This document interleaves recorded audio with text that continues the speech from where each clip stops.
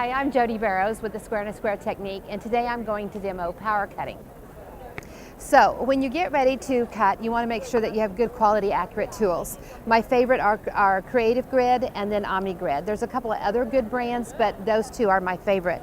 When you purchase a ruler, you want to be careful that if they have this extra half inch on there, that you remember that, because you can mess up by using the wrong side and run out of fabric and cut the wrong size. So I only use those when I'm specifically wanting that size. I don't use them any other time.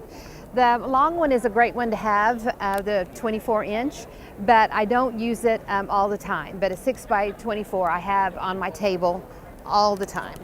The ones that are my favorite are the 6 by 22 inch, and this one that is the 8 inch. I use this one a lot. I haven't had this one forever, but I go to it quite often. Now, when you get ready to cut your strips, to do your power cutting, you want to make sure that you line your edges up nice. Whatever, the fabric all kind of has its normal way that it hangs, and so you want to make it as nice and neat as possible. And then I'm going to fold it up to the half and make sure that it lines up nice and neat, and then you can just kind of stack those on top. And I want to make sure that I can see a little bit along the edge here, so you can do lots of layers at the same time. Now, I'm going to demo with the small one today, but normally I demo with the one that's a little bit bigger, and you can do 8 layers with it. They recommend 6, but you can get away with 8. So there's 2, 4, 6, 8 for my 8 layers. So I'll start with my biggest piece on the bottom and then work my way up to the smaller ones. And then when you're doing your cutting, because I have the little ruler, I'm just going to work on 2 today. But you know how, like, when you do let's say that I want 2 inch strips and I need 4 of them. So this is an 8 inch ruler. So what I'm going to do is, after I have these all lined up nice and neat, I'll use the line on the ruler to make sure that it's staying square, and then also I want to look up here to make sure that it's staying just as nice and neat as possible. So if I want 2 inch pieces out of this ruler with 8, I can get 4. So I'll push it down as close to the edge as I can to still get a nice clean up cut. So I'll start with, and I always like a ruler that's just a little bit bigger than my fabric. I don't want my ruler and my fabric to be the same. I like some hanging off. That way you can get a better cut off of both ends. Now, I also like a mat that I can turn, because once I start cutting my fabric, I don't want to move it. So if I want 2 inch pieces, I want to go always with this edge. Lots of times people want to come in and do 2, 2, 2, 2, but you really should cut here and work this way. That way you're not getting a copy of a copy of a copy with your cuts. So I'll come in here and make my cut. Now, also remember to walk your hand down the ruler, and also, if you will, leave your hand flat when you cut and not do the spider. You'll have less slippage.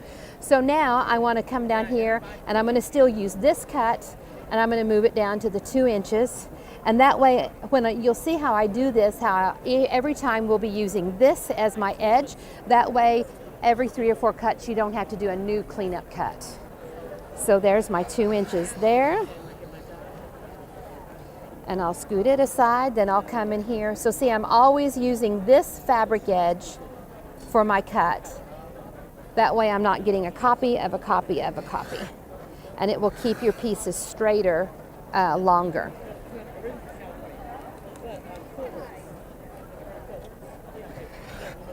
So if I had my bigger cutter, I could be cutting 8 layers at a time. So you can see how quickly you could get 2, 4, 6, 8 strips, and you didn't have to go back in and square it up or trim it up just by keeping it that way. I can't believe how much fabric I have cut, strips. That was wound up over here because I had to straighten it up after several spots, after 2, sometimes after 1. So that's great. Well, so then I'll turn it sideways, and like I said, you want a ruler that's a little bit bigger than what you're actual cutting. So once again, you don't want to move it around too much after you cut. So I'm actually going to come in here and do a cleanup cut. And I'm just using the edge of my ruler right along the edge of the fabric to get my good edge. And then once again, I'll turn it and rotate it around. and then I'll come back in here and can come off. Now normally if you were going to do a 2-inch square, you line it up and get it all in there, but I don't like my rulers coming right to the edge of the fabric. I don't think I get a cut that's as good. So since I already know my width is good, I can move it up a little bit and just keep it on my 2-inch and keep it square with my lines, and I can get my 2-inch cut. And you can just keep going, going, going. And that's how you can power cut your strips and your squares. You see how that kind of twisted a little bit when you use the edge of the ruler, so it's nice to actually go up a little bit like that, or a whole lot, so that your fabric doesn't move around as much. Now after you have your squares and strips, then you're ready to cut your triangle units. And those triangle units, we're going to use the square and a square ruler and the square and a square system to do that. So this is a specialty tool, and you have one ruler that makes every triangle unit, and it makes them any size that you want, and we call those options. So you start out with your square and put your strips around on the side, and I'm just going to put the tip of the 90 right into the tip or the corner of that square. The black lines go right over the seam. It'll go right through your point, and when I trim it up, see how that's leaving my perfect 1/4 of an inch seam allowance. And I'll just keep rotating around and trimming. And what it does is it helps remove the human element. Any imperfections I had in my cutting, sewing, or pressing, it's going to erase them and give me forgiveness, so that I will get a perfect square and my perfect seam allowances on all sides. So this is the option 1, the square and a square, and there's 39 options with the square and a square system. If you want flying geese, which is option 3, we're going to put the 90 in the tip, just like we did on the other one, and we're going to do it on the two opposite sides. Now on these other 2 sides, we're going to trim sharp right up to the tip. So I put my 90 in there, and I just step it 1, 2, and I want the tip of the line to be nice and sharp right in the tip of the square.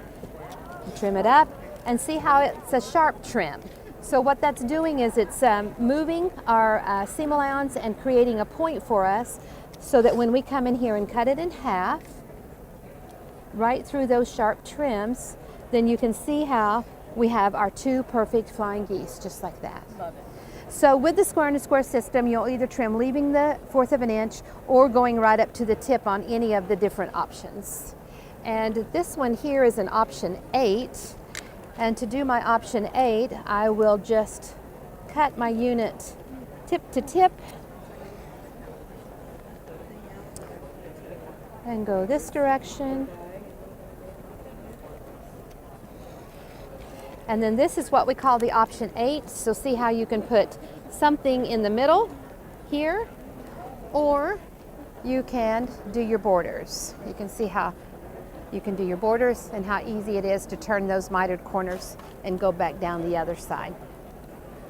Now my new fabric line with Studioe is Memories of the Civil War 2, and they're showing it here at market. There's 2 great patterns that go along with it, and this will be shipping in June. So you'll have your panel with your Civil War battles on it. This is the actual size that it will be. You have your Jacobean print from the 1800s, your everyday checks, your tattered and torns, your 2 geometric shapes, and then this one down here is your battles, and it has the dates with the battles working in with the stripe. Then you have your elements of your cannons and guns, and then your little vine prints there. And that is Memories of the Civil War 2. And you can do orders for it now, and it comes in June. Yeah, this is the actual size. And there's this pattern that's made up, and this one that's made up with them.